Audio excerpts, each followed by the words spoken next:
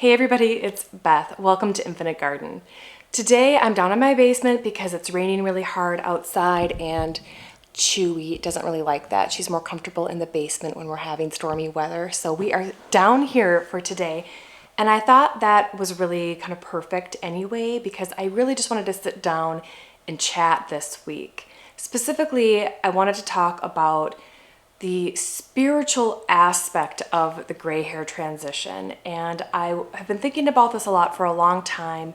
And I found myself ready and sort of wanting to talk about my spiritual growth throughout the gray hair transition process. So if that sounds good to you, please stay tuned. Part of my spiritual belief system is that we should listen to music. And I'm just going to put a couple of records behind me because I thought the background was maybe like a little too beige. I'm gonna put Bob up here. He's kind of creeping, poking out, and then maybe a little Harry Belafonte. Can you see that? I've always been a spiritual person. I was raised as a child in a mainstream ancient religion, monotheistic religion, and I was a part of that religion all the way through to my adulthood.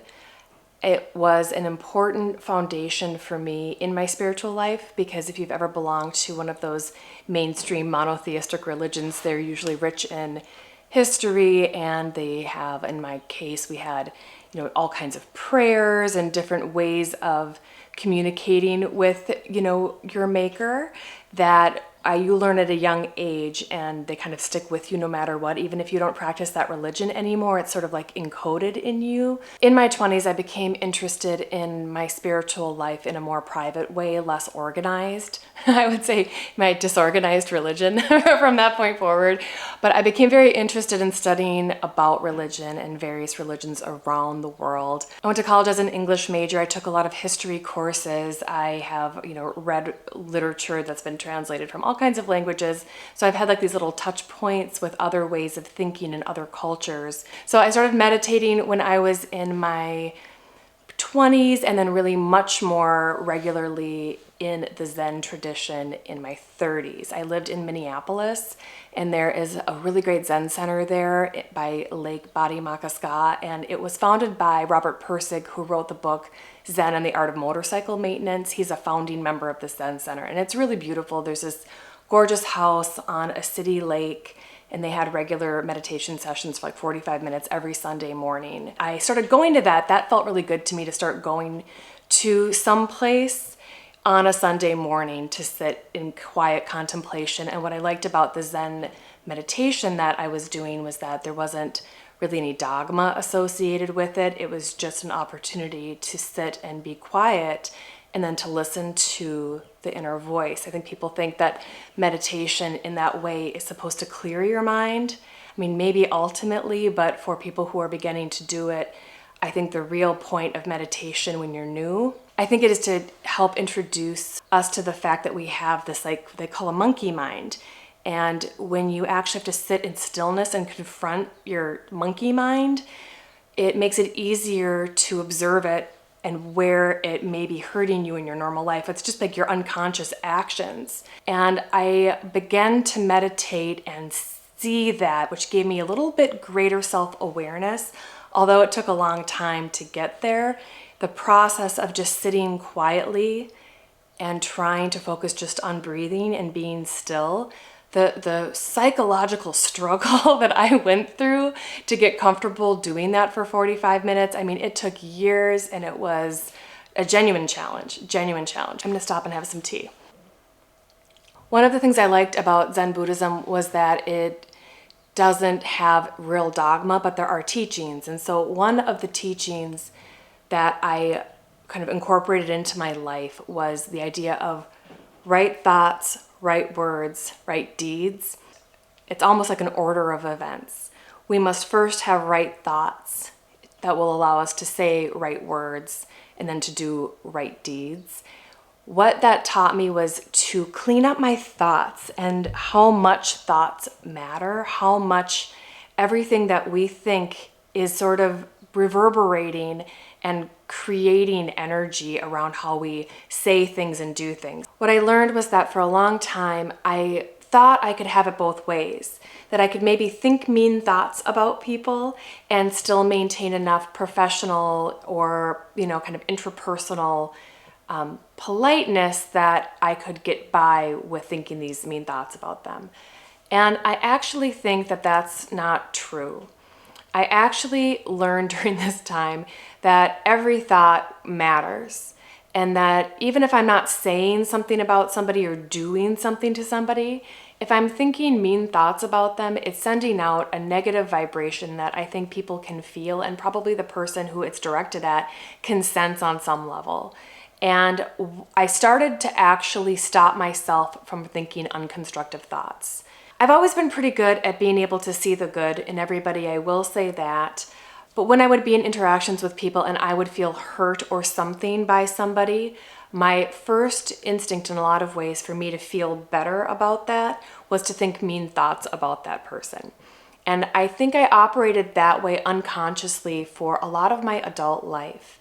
And the process of sort of incorporating the right thoughts, right words, right deeds into my daily life, I think allowed me to be able to stop conflict that happens in some ways by cleaning up my own thoughts about it and trying to maintain my equanimity in situations. Most of my career, I worked in kind of competitive, high stress, male dominated environments where it's kind of like an aggressive place. And I've had my feelings hurt a lot in this space, just a ton. And I realized that, it did lead me to think mean thoughts about the folks who maybe didn't treat me exactly how I wanted to be treated. I can look back at that now and I feel like I'm in a different place because I don't let myself get that far emotionally. If someone does something that I don't like if someone treats me a way I don't like now, I really don't make that a personal hit. I'm able to say, that's them. That's not me. I don't need to receive that. I don't need to let that enter my force field. It wasn't something I could do when I was younger, but I can do it now. And I do credit meditation with giving me that, but it took a really long time. Meditation is something that I think really is about ultimately sweating it out psychologically until you're okay with sitting with yourself. That's what it is. And some people, depending on where you are in life, you may get there sooner than others, but if you're the kind of person who has a tendency to kind of suppress things or sweep things under the rug, that process of just sitting down quietly will lift the rug every single time. Every single time. It will absolutely show you what you've been ignoring every single time. So I'm no guru, but I can say that I found benefit to meditating in my life. And I'm kind of at the point now that when I do sit down to meditate, I think that it's easier for me to sit for longer because I think I'm more often in my day-to-day life in a space where I have greater presence and focus on the now. A huge part of that is my little Shih Tzu, Chewy, who's sleeping comfortably here through this storm. Still, she's doing great. Bob and Harry are doing great. So I got Chewy about 1.5 years ago, and she likes it when I meditate. She just loves it. So I have a spot in my office where I like to sit and I have my cushion and everything. And then when I do sit down to meditate, she will usually come and sit right next to me, and not always like to sleep. She'll sometimes sit up with me, alert. And we have like a little Buddha. And what's interesting is that the Shih Tzu breed was created by Buddhist monks. They were temple dogs, and they're considered holy dogs. And what's so interesting is that she does have this sort of Zen-like presence. And when I meditate, I almost feel as though she's sitting there meditating with me. It's the most wonderful thing. And the other day, while I was meditating with her, it was so sweet to me that she was right there. I had this vision of us, of our spirits playing together on the astral realm, like our spirits up in heaven playing together. And I had this almost explosion of love in my heart at that moment because I thought it was funny, and I thought it was corny, and I thought it was beautiful. And what I realized was that it was maybe the best thought my human mind had ever thought. Like I'd never had a more pure and beautiful and absolutely joy-filled thought than I did of the idea of us playing together in like heaven. And I realized something on that day. It's like all this time that I've been thinking about the right words, right thoughts, right deeds. It had been all of these years focused on like, stop being mean in your head, Beth, stop it.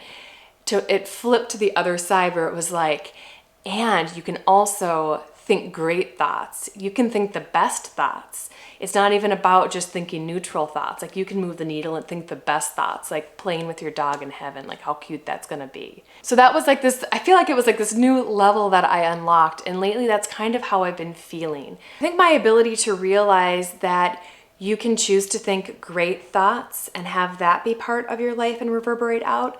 I think that was really made possible by the gray hair transition. I really do, because I think for so long, prior to deciding to let my hair grow out, I was living in a bit of a state of active denial, right? I was dyeing my hair. I was having it done well, so, it looked good for the most part. We've talked about this a lot, but my hair grows really fast and I couldn't maintain a believable root line. You know what I mean? It was really just a mess. The amount of psychic energy it took for me to, believe, hope, and pretend that my hair was fooling anybody, it took a lot of that. And I wasn't fooling anybody, The psychological act of surrendering to the truth was like an advancement in my spiritual journey. It was letting go of a falsehood and letting go of an attachment, frankly. What's funny is that, the thing I needed to do was to do nothing. It was to let be.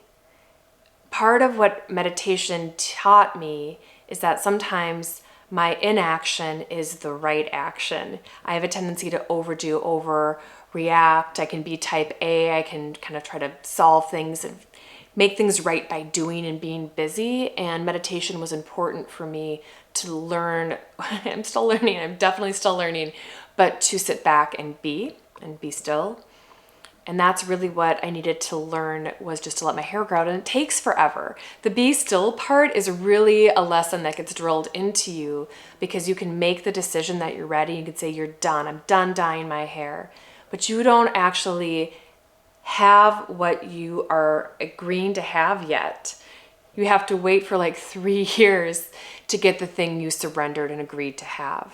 You have to watch your hair grow out in slow-mo until the point when you want it to grow, until the point that you're rooting for it, until the point that you are proud of it.